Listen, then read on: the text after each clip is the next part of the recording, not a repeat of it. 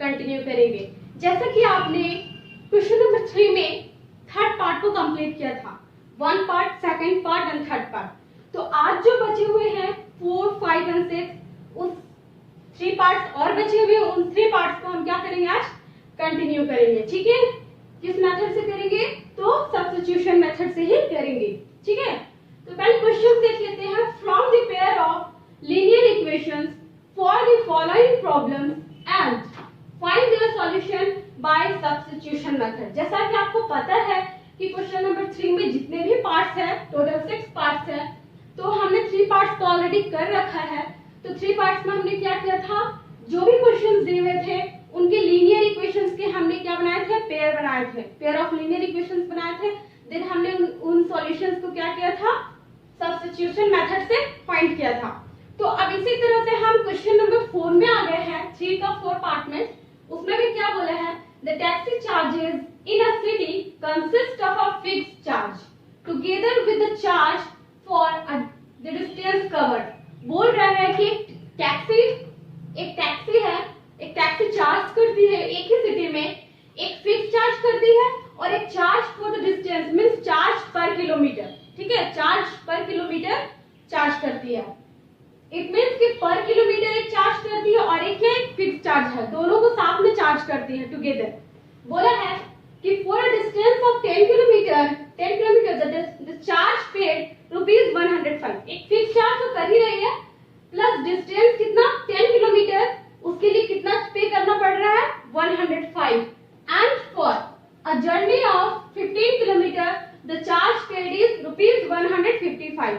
इसमें charge per kilometre तो पे कर ही रही है टैक्सी चार्ज कर ही रही है, लेकिन क्या कर रही है, फिक्स चार्ज भी इसके साथ है। तो कितना लग रहा है, 155। तो इसमें समझ में नहीं आ रहा है कि एक्चुअली में फिक्स चार्ज कितना है और पर किलोमीटर चार्ज कितना है। तो हमें उसी चीज को फाइंड करना है, what are the fix charge and the charge per kilometre. और उसे फाइंड करने के बाद हमें ये भी बताना है कि how much does a person have to pay for travelling a distance of 25 kilometre. It means 25 kilometre distance के लिए भी हमें कितना पे करना पड़ेगा टोटल, वो हमें बताना है, कितना पे लगेगा। ठीक है, तो अब हमें सॉल्यूशन को यहाँ पे बनाएंगे क्वेश्चंस को। तो जैसा कि हमें बनाते हुए आया है सारे क्वेश्चंस में उसी तरह, तो जिस चीज को हमें फाइंड करना है उस चीज को हम क्या करते हैं, लेट कर लेते हैं। तो यहाँ पे कर लेंगे let the fixed charge, let the fixed charge. एक फिक्स्ड चार्ज लेंगे और एक क्या लेट करेंगे, उसे हम एक्स मान लेते हैं, और एक and the charge per kilometre, charge, ठीक है, चार्ज पर डिस्टेंस पे लिख सकते हैं, किलोमीटर पे लिख सकते हैं। चार्ज पर किलोमीटर को हम y मान लेते हैं। ठीक है, तो आप यहाँ पे लेट कर लिए फिक्स चार्ज को और चार्ज पर डिस्टेंस यानी किलोमीटर, चार्ज पर किलोमीटर को। तो यहाँ पे x रुपीस लग रहा है फिक्स चार्ज के लिए और चार्ज पर किलोमीटर के लिए y लग रहा है। अब क्वेश्चंस के अकॉर्डिंग देखते हैं अकॉर्डिंग टू क्वेश्चंस। बोल रहा है यहाँ तो साफ साफ बोल दिया है कि चार्ज टुगेदर, जो टैक्सी है वो क्या कर रही है, चार्ज टुगेदर चार्ज कर रही है, फिक्स चार्ज के साथ साथ चार्ज पर किलोमीटर को भी चार्ज कर रही है। तो यहाँ पे डिस्टेंस ऑफ 10 किलोमीटर है तो चार्ज ₹105 है। इट मींस एक फिक्स चार्ज तो है ही और साथ में कितना है, 10 किलोमीटर मेरा क्या है,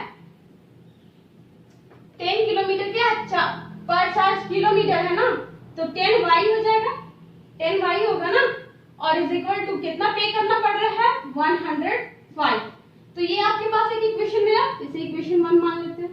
ठीक है, सेकंड में बोला है and for a journey of 15 kilometre, it means एक फिक्स चार्ज और 15 kilometre means charge per kilometre 15y होगा। ठीक है, कितना पे करना पड़ रहा है, ₹155। तो आपके पास यहाँ देखो 2 इक्वेशंस मिल गया। अब इजीली आप क्या कर सकते हो, सब्स्टिट्यूशन मेथड से इन दोनों का वैल्यू, इन दोनों का चार्ज क्या निकाल सकते हो, आसानी से निकाल सकते हो। तो देखो हम कैसे निकालेंगे, फ्रॉम इक्वेशन 1 से लेते हैं, फ्रॉम इक्वेशन 1 यहाँ पे x + 10y = 105 है ना, तो हम यहाँ लिख 105, इट मींस x का वैल्यू यहाँ लिख सकते हैं 105 माइनस में 10y लिख सकते हैं। आपको x का एक वैल्यू मिल गया तो आप इजी क्या कर सकते हो, इसे इक्वेशन 2 में पुट कर सकते हैं। तो यहाँ पे लिख दो कि putting the value of x in equation 2। हम इक्वेशन 2 में क्या कर रहे हैं, x का वैल्यू पुट कर रहे हैं, ठीक है। अब इक्वेशन 2 मेरे पास क्या है, x प्लस में 15y है ना। तो x का वैल्यू यहाँ पे ऑलरेडी 105 है एंड माइनस 10y है, ठीक है। हम इक्वेशन 2 में इसको पुट कर दिए, प्लस में 15y है यहाँ पे इक्वेशन 2 में, x की जगह पे क्या पुट किया 105 minus 10y plus 15y is equal to 155। अब हम यहाँ पे देखते हैं माइनस 10y प्लस 15y क्या होगा 5y होगा, और 105 इधर जाएगा तो 155 माइनस में 105, ठीक है। y को रहने देंगे, ये जो 5 है यहाँ पे आएगा डिवाइड में इक्वल की इधर साइड, और इसमें जो माइनस करेंगे तो 5 में 5 0, यहाँ पे हो जाएगा 5, इट मींस 50 आ गया, हाँ 50 आ गया। अब 5 1 जा 5, 5 10 जा 50, इट मींस y का जो वैल्यू मिला आपको वो क्या मिला 10 मिला, y का क्या वैल्यू मिला 10 मिला। तो आपको एक एग्जैक्ट वैल्यू y का मिल गया।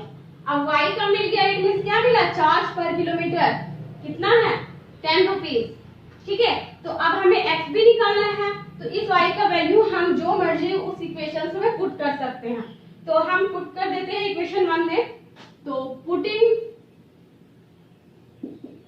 The value of y in equation 1, हम क्या कर रहे हैं इक्वेशन 1 में पुट कर रहे हैं। तो इक्वेशन 1 मेरे पास क्या x प्लस में 10y, x प्लस में 10y ऑलरेडी मेरे पास 10 है और is equal to 105।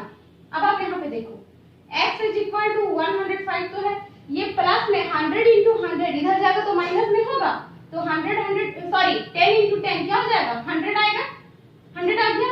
It means x का जो वैल्यू आ गया वो 5 आ गया। अब आप यहाँ पे देखो कि आपको क्या क्या वैल्यू मिल गया, यहाँ पे लिख लो कि हेंस, यहाँ पे लिख के दिखाती हूँ, यहाँ पे लिख सकते हो कि hence fixed charge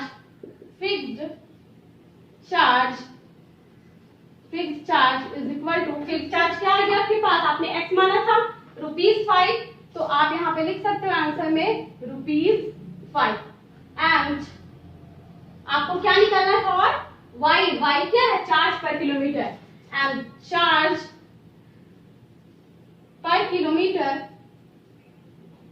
is equal to कितना रुपीस लग रहा है पर किलोमीटर में, पर किलोमीटर में वो जो टैक्सी है वो कितना चार्ज कर रही है ₹10 रुपीस का चार्ज कर रही है। इट मींस हमें फिक्स चार्ज भी पता चल गया और चार्ज पर किलोमीटर भी पता चल गया। तो यहाँ तक तो ठीक है, बट यहाँ पे क्वेश्चन में बोला है कि 25 किलोमीटर के लिए भी कितना पे करना पड़ेगा, 25 चार्ज पर किलोमीटर के लिए कितना पे करना पड़ेगा एक पर्सन को। तो फिक्स चार्ज तो करेंगे ही, तो यहाँ पे हम करेंगे, लिखेंगे फॉर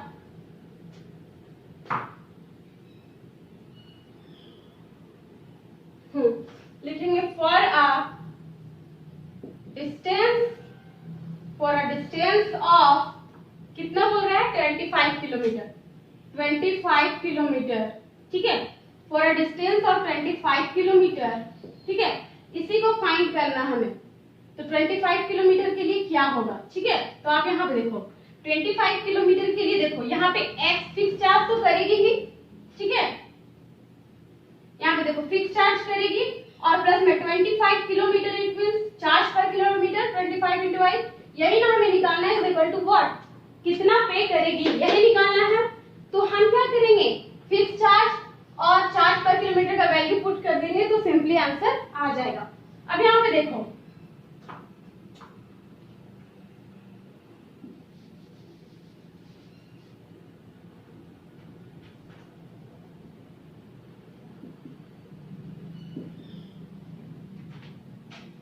यहाँ पे देखो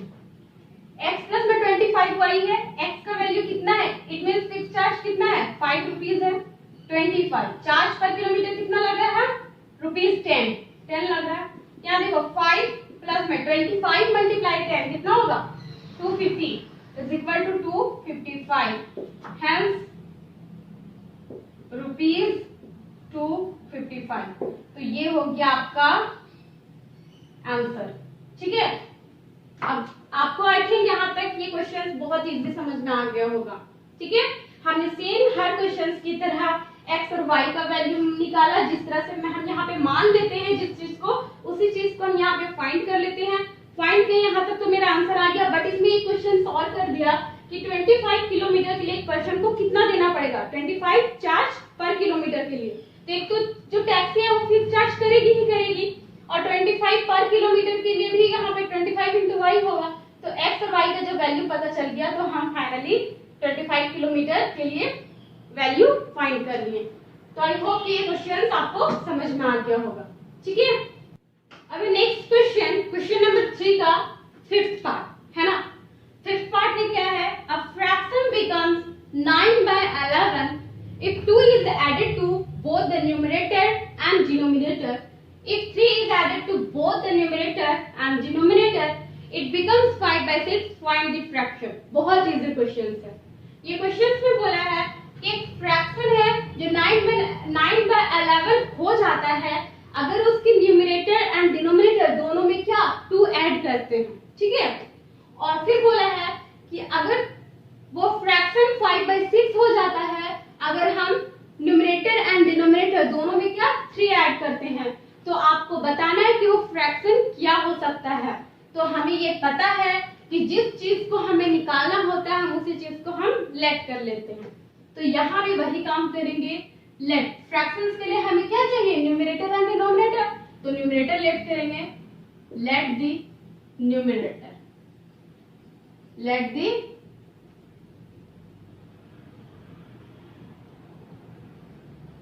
न्यूमरेटर को आपने x मान लिया। ठीक है, एंड द डिनोमिनेटर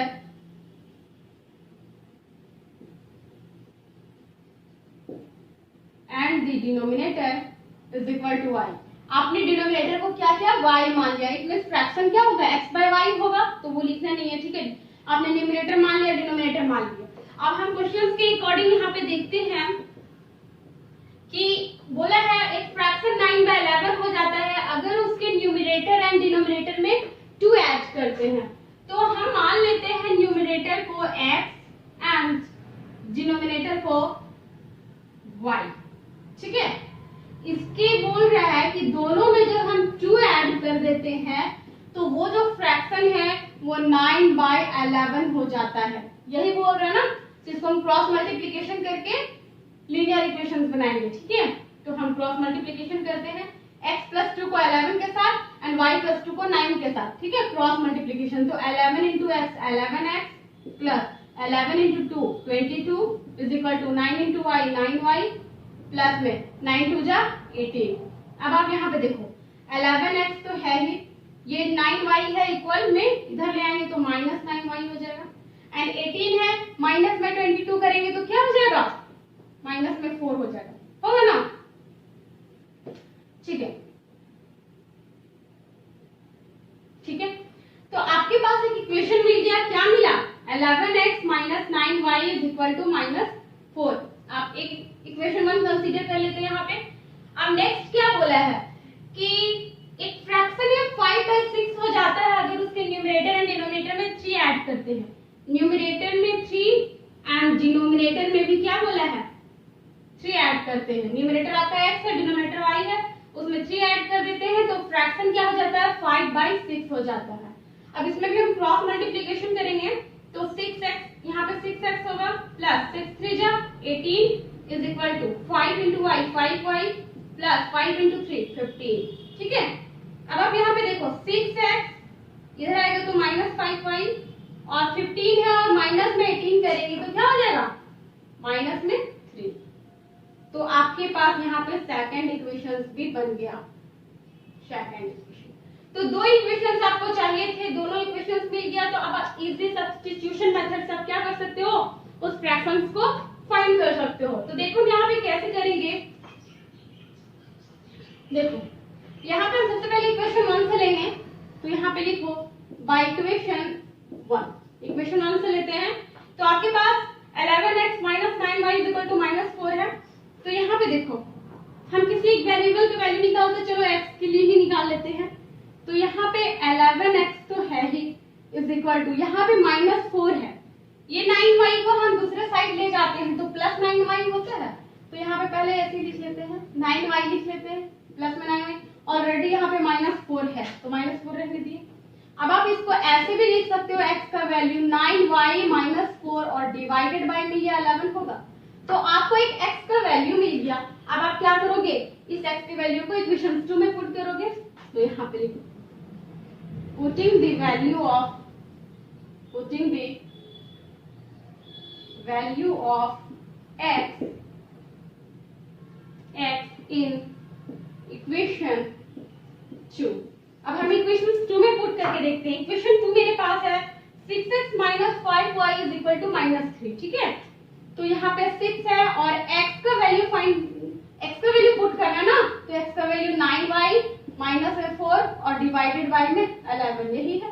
उसके बाद है -5y और उसके बाद है आपका इक्वल में -3। अब आप यहाँ पे देखो ये जो 11 है इसके नीचे कुछ नहीं है तो यहाँ पे 1 ले सकते हो, जिसका एलसीएम क्या हो जाएगा 11 हो जाएगा, ठीक है। यहाँ पे तो 11 1 11 होता है इसलिए कुछ नहीं होगा। तो यहाँ पे मल्टीप्लाई करेंगे तो 9 6 जा 54, 54y, हाँ 54y माइनस और 6 4 जा कितना हो जाएगा 24 होगा। एंड माइनस इसके नीचे यहाँ 1 है आपका, कुछ नहीं है मतलब 1 है, इट मींस 11 टाइम्स में यहाँ पे आपका 1 का टेबल में 11 टाइम्स में आएगा 11।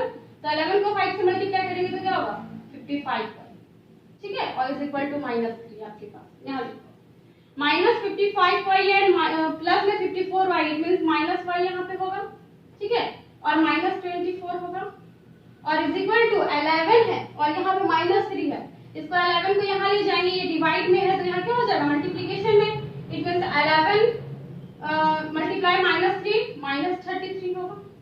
अब आप यहाँ देखो y है -y रहने देते हैं, -33 है रहने देते हैं, -24 इधर जाके +24 होगा। अब 24 को जब आप 33 से माइनस करोगे ना, -33 एंड +24 है तो आपको यहाँ मिल जाएगा -y is equal to minus में 9 मिलेगा, 9 मिलेगा ना, 9 ही मिलेगा, ठीक है। तो -9 इट मींस माइनस से माइनस कैंसिल, तो आपको क्या मिल गया y इज इक्वल टू 9। आपको y का वैल्यू क्या मिल गया 9 मिल गया, ठीक है। तो जब y का वैल्यू 9 मिल गया तो आप यहाँ पे देखो y का वैल्यू 9 मिल गया, इट मींस आपको क्या मिल गया डिनोमिनेटर का वैल्यू पता चल गया। अब आप इजीली क्या कर सकते हो, x का वैल्यू निकाल सकते हो किसी भी एक इक्वेशन में पुट करके। तो चलो हम इक्वेशन 1 में 2 में ही पुट करते हैं y का वैल्यू। तो यहाँ लिखेंगे putting the value of y in, y का वैल्यू पुट करें ना इन इक्वेशन 1, इन इक्वेशन 2 में पुट कर देते हैं इक्वेशन 2 में। तो इक्वेशन 2 है 6x माइनस में 5y, क्या है 6x माइनस में 5, यहाँ y है इज इक्वल टू -3 है। तो y का वैल्यू यहाँ पे पुट करते हैं, y है तो y का वैल्यू यहाँ पे 9 आया है। तो यहाँ देखो 6x तो होगा ही होगा, ये -3 होगा ही होगा, यहाँ पे माइनस में है 5 × 9 9 5 जो 45, तो यहाँ प्लस में जाएगा तो 45 होगा। यहाँ पे 6x इज इक्वल टू 45 - 3 कितना हो जाएगा 42, ठीक है। And x is equal to 42/6 हो सकता है, 6 × 6 6 7 जा 42। इट मींस आपको x का जो वैल्यू मिला वो क्या मिला 7 मिल गया। तो आपको x भी पता चल गया, y भी पता चल गया, तो आप इजीली आप फ्रैक्शन निकाल सकते हो। x को क्या माने था न्यूमरेटर एंड y को डिनोमिनेटर। तो आप यहाँ लिख सकते हो कि hence the fraction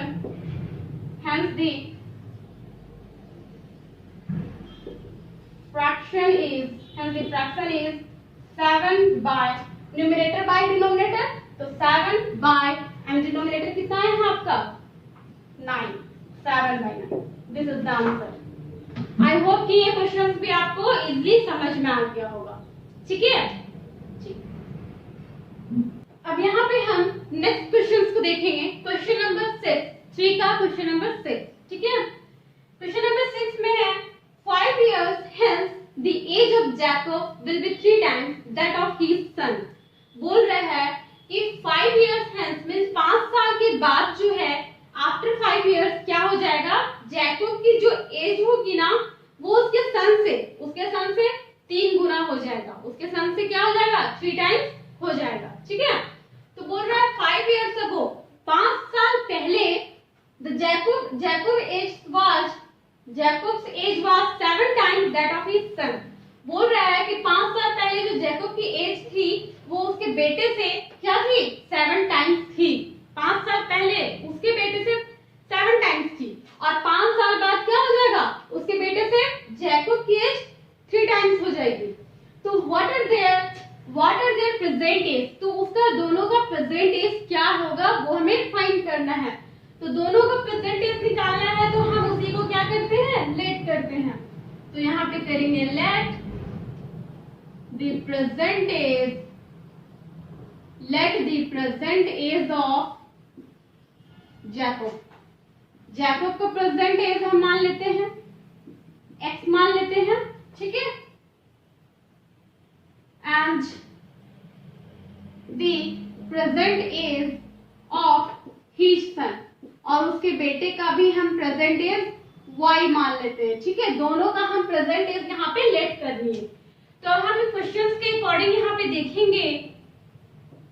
बोला है कि 5 साल के बाद बोला है ना 5 years hence, तो 5 साल तो जैकब की 5 साल बाद अभी प्रेजेंट है मान लो x, तो 5 साल बाद 5 years बढ़ेगा, x प्लस 5 होगा और उसके बेटे का क्या हो जाएगा, y प्लस में 5 होगा। मान लो y है तो 5 साल बाद उसका भी तो 5 साल बढ़ेगा, तो y प्लस 5। तो बोला है 5 साल के बाद जो जैकब की एज होगी ना वो क्या होगी, उसके बेटे से 3 टाइम्स हो जाएगी, उसके बेटे से 3 गुना हो जाएगा। तो 3 गुना हो जाएगा, इट मींस इसका 3 गुना, इट मींस उसके बेटे का 3 गुना इक्वल होगा इससे, तो इसका 3 गुना हो जाएगा, इट मींस ये 3 गुना हो जाएगा, जैकब का एज 3 गुना हो जाएगा। तो हम क्या करेंगे, अगर हम 3 को इससे मल्टीप्लाई करेंगे तो ये दोनों इक्वल होगा, इक्वल का साइन लगा रहे हैं इसलिए हम यहाँ पे 3 लिख रहे हैं। ठीक है, अब आप यहाँ पे देखो x प्लस में 5 है is equal to 3 into y 3y plus में 5 3 जा 15। ठीक है, अब आप यहाँ पे देखो x प्लस ये 3y प्लस में है ना, इधर आएगा तो माइनस 3y हो जाएगा और प्लस 15 है इधर जाएगा तो माइनस 5 हो जाएगा, इट मींस 10 हो जाएगा। तो आपको एक इक्वेशन मिल गया x minus 3y is equal to 10। तो एक लीनियर इक्वेशन मिला आपको। अब सेकंड क्या बोला है कि 5 साल पहले जैकब की एज क्या होगी, x माइनस 5 होगी। ठीक है, और जो क्या बोला है, हाँ, और उसके जो बेटे की जो एज होगी वो क्या होगी, y माइनस 7 होगी प्रेजेंट एज से, सॉरी y माइनस 5 होगी 5 साल पहले। इसका भी 5 साल अभी का प्रेजेंट एज से 5 साल कम होगा और जैकब की भी एज क्या होगी, इससे 5 इयर्स कम होगी। तो बोल रहा है कि 5 साल पहले क्या था कि जैकब का जो एज था वो 7 टाइम्स था अपने बेटे का जितना एज था उसका क्या था, ये 7 टाइम्स था, बट इक्वल करना साइन लग रहा है तो 7 हम इसमें मल्टीप्लाई करेंगे। ठीक है, ये बात ध्यान में रखना है, 7 टाइम्स था जैकब की एज, बट हम 7 को किससे मल्टीप्लाई करेंगे, उसके बेटे के एज से, ताकि ये दोनों इक्वल हो जाए। ठीक है, अब आप यहाँ पे देखो अकॉर्डिंग टू क्वेश्चन हम यहाँ पे लिख लिए हैं। अब यहाँ पे हम लीनियर इक्वेशंस बनाते हैं तो x माइनस 5 ही होगा, 7 इंटू वाई 7y माइनस 7 5 जा 35। यहाँ पे देखो x माइनस में 7y होगा क्योंकि इक्वल में प्लस 7y है, इज इक्वल टू माइनस 35 है एंड ये माइनस 5 है, इधर जाएगा तो प्लस 5 हो जाएगा, तो माइनस 35 एंड प्लस 5 कितना हो जाएगा, माइनस 35 में प्लस 5 करेंगे तो माइनस 30 होगा। आपके पास दो इक्वेशंस आ गया। ठीक है, तो इक्वेशन 1 एंड इक्वेशन 2 जब आपको मिल गया तो आप इजीली क्या कर सकते हो, इन दोनों का एज प्रेजेंट एज फाइंड कर सकते हो। तो हम यहाँ पे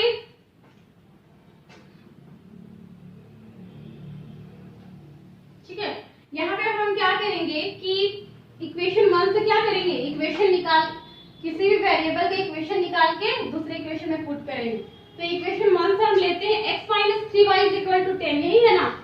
तो x माइनस में 3y = 10 है, तो आप यहाँ लिख सकते हो x = 10 प्लस में 3y है।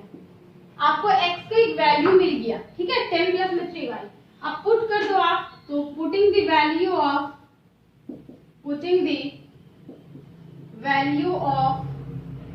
x, ठीक है, इन इक्वेशन। अब x का जो है उसको आप x का वैल्यू इक्वेशन 2 में पुट करो, ठीक है। इक्वेशन 2 में पुट करते हैं तो x, यहाँ पे x माइनस में 7y है, इट मींस x का वैल्यू 10 प्लस में 3y है, यहाँ पे 10 प्लस में 3y, और यहाँ पे है -7y and is equal to -30, यही है। यहाँ पे देखो 3y plus 3y minus 7y क्या होगा, -4y होगा, -30 एंड -10y क्या आ जाएगा आपके पास, चलो -30 ऑलरेडी है, ये जाएगा तो इधर -10 होगा। यहाँ देखो ये y है, यहाँ पे ये जो -4 यहाँ डिवाइडेड बाय में आएगा -4, -30 एंड -10 क्या होगा, -40 होगा, माइनस से माइनस कैंसिल, 4 1 जा 4, 4 10 जा 40। इट मींस y का जो वैल्यू आया आपके पास वो 10 आ गया, एक एग्जैक्ट वैल्यू मिल गया y का। तो y का मतलब उसके बेटे का परसेंटेज आपको मिल गया है। तो अब आप y का वैल्यू किसी भी एक इक्वेशन में पुट करके हम क्या निकाल सकते हैं, जैकोब का भी इज निकाल सकते हैं x का। तो यहाँ पे हम y का वैल्यू पुट करेंगे, तो यहाँ लिखेंगे putting the value of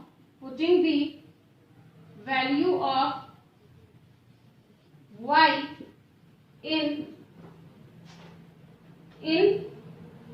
equation, चलो इक्वेशन 1 में हम पुट कर देते हैं, ठीक है, y का वैल्यू। तो आप यहाँ पे देखो इक्वेशन 1 में जब हम पुट करेंगे y का वैल्यू, तो इक्वेशन 1 में आपके पास x माइनस में 3y, x माइनस में 3, यहाँ पे y का कुछ वैल्यू है इज इक्वल टू है आपके पास 10, ठीक है। तो y का वैल्यू ही पुट कर रहे हैं ना, putting the value of y, तो y आपको पता है 10 है, तो यहाँ 10 लिख देंगे। अब देखो यहाँ पे x माइनस में ये जो है x माइनस में 30 हो जाएगा और is equal to 10, it means x is equal to 10 और ये -30 इधर जाके क्या होगा, +30 होगा। तो x का वैल्यू क्या आ गया आपके पास, 40 आ गया। अब आपको x का भी वैल्यू मिल गया, y का भी वैल्यू मिल गया, इट मींस आपको क्या मिल गया, इट मींस आपको एज मिल गया, प्रेजेंट एज। तो यहाँ पे लिख सकते हो कि hence the present age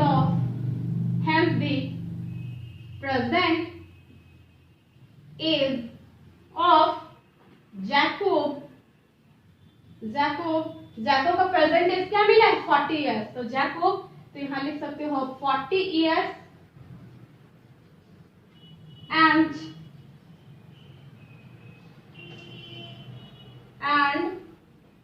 the present age of his son, तो सन का आपको क्या मिला है, 10 इयर्स। तो यहाँ लिख दोगे 10 इयर्स, ये आपका हो गया आंसर। आई थिंक ये क्वेश्चन समझ में आ गया होगा, कितना इजी था, कितना सिंपल क्वेश्चन था। क्वेश्चन नंबर 3 का 1 से 6 तक सारे बहुत इजी और बहुत इजीली आपको समझाया गया है। आई थिंक किसी भी क्वेश्चंस में आपको दिक्कत नहीं होना चाहिए, क्योंकि सारे क्वेश्चंस में क्या सब्स्टिट्यूशन मेथड आपको यूज करना था, ठीक है। Thank you.